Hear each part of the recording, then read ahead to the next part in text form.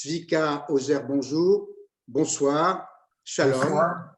Vous êtes le président de la Commission des Affaires étrangères et de la Défense. Nice to meet you and thanks for joining us. We'd like to hear you about the relationship between Israel and France. Is it bad? Is it good? Is it random? First of all, thank you to have a chance to be with you tonight in this conference. Actually, for me, it's a great honor because it's also symbolic. My mother, born in France, in Lille, north of France, and she's passed away, but I'm sure that she was very happy to join us tonight and see that her son is dealing and do things with the French representative. So I had a very warm feeling to French, to the language. Sorry, not speak French. First of all, maybe one day, I hope.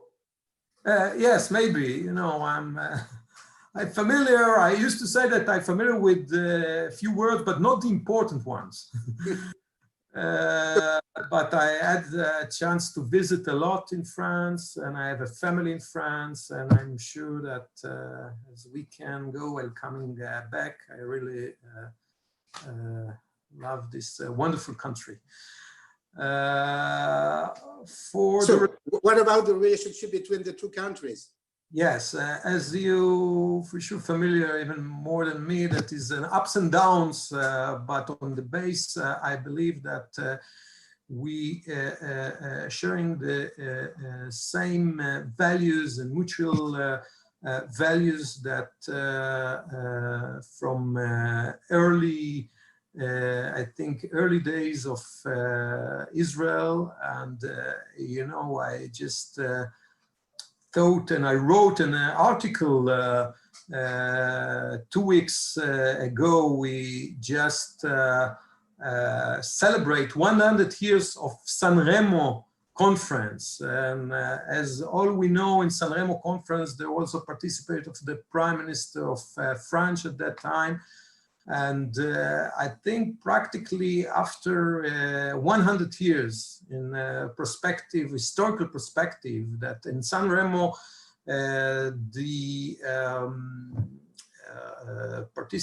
decide to establish 3 mandates over the areas of the Ottoman Empire in the Middle East. One was the mandate on Iraq. One was, it was a British mandate, one was a French mandate on Syria and Lebanon, and one was another British mandate on land of Israel, on Palestine that time. So I really believe, and I think all of you will agree, that if we look back on perspective, those 3 mandates, the most successful mandates in the Middle East was the mandate of land of Israel to give to the Jewish people the chance to establish their homeland, their independence state, and this is very successful. And Zvika, please, back to the 21st century. Yes. I guess you'd like to improve the relationship between the two countries, France and Israel, but how?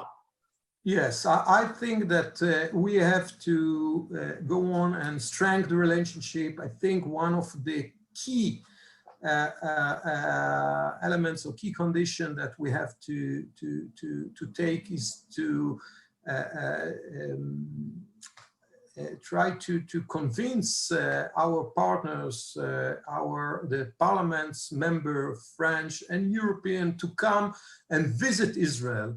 I think that all those discussions about the future of the Middle East, about the defense challenges, about the foreign affairs challenges, that is really important that people also visit the places, visit the area, not only look on the maps or just reading. So I will be more than glad to host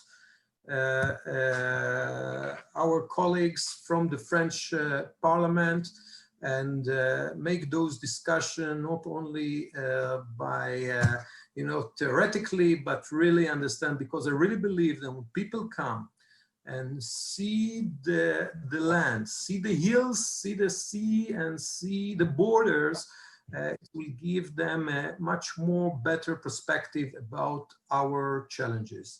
So that's very important. Just want to mention that we have a very good relationship with our colleagues, or the Congress member, the congressmen in the United States. And if we compare the numbers, I think that around 85% of the American congressmen visit Israel and the region.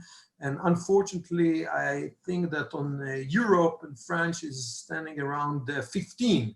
So this gap, we have to close it, and I really be more than happy to help to close it. Thank you. Thank you very much, Tsvika. I have to translate in a few words.